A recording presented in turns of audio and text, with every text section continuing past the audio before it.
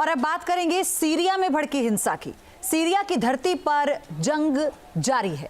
America और रूस के बीच की अदावत साफ दिखने लगी है। राष्ट्रपति असद के समर्थन में पुतिन जहां खुलकर अब आ गए हैं, तो वहीं विद्रोही गुट को अमेरिका का पूरा समर्थन मिल रहा है। ये भी देखिए रिपोर्ट।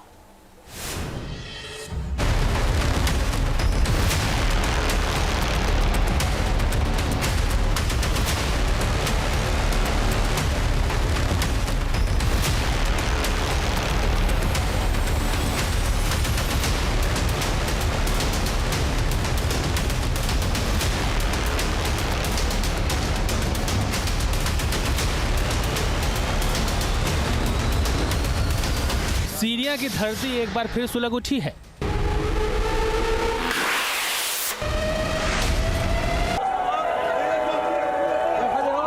दमिश्क से अलेप्पो तक बारूदी वार पलटवार जारी है।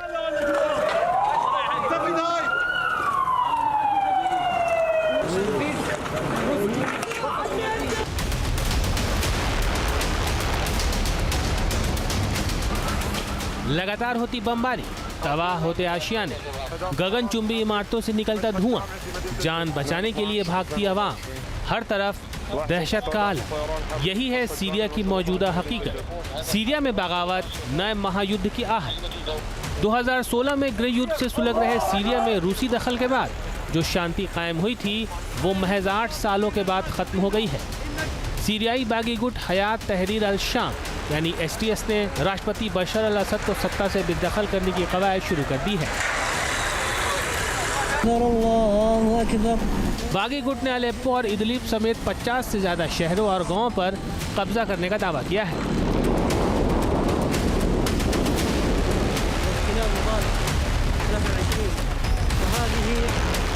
इस बीच रूस बशर अल असद सरकार की मदद के लिए आगे आया है और रूसी फाइटर जेट्स बागी गुटों के ठिकाने पर बमबारी कर रहे हैं।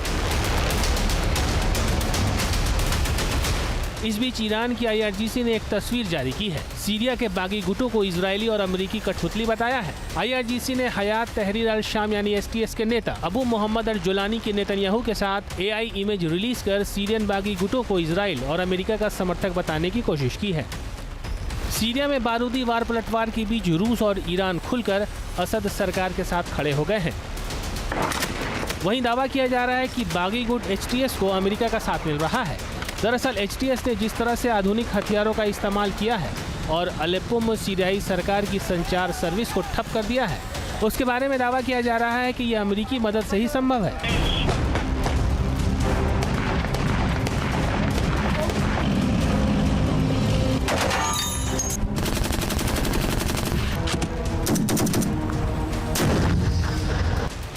सीरिया में STS समेत दूसरे विद्रोही गुटों के पास हथियारों का जो जखीरा है, वो अमेरिकी एंगल को साबित करता है। बागी M16 rifle, M240 machine gun, Vickers machine gun और M26 ग्रेनेड का इस्तेमाल कर रहे हैं।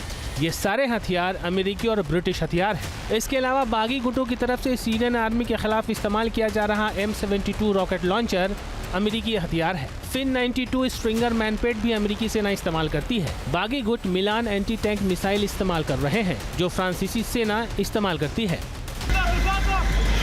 मतलब बागी गुटों को खुलकर अमेरिका और यूरोप का समर्थन मिल रहा है।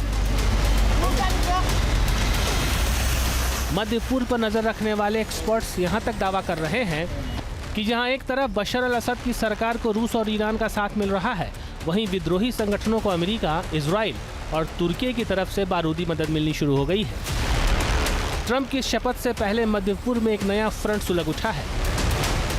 ऐसे में यह देखना दिलचस्प होगा कि दमिश्क पर कब्जे की ये जंग कहीं नए महायुद्ध का मोर्चा तो नहीं बन जाएगी। गाजा से सीरिया पहुंची बारूदी आग कहीं महाशक्तियों के बीच का नया मोर्चा तो नहीं बनने वाला है।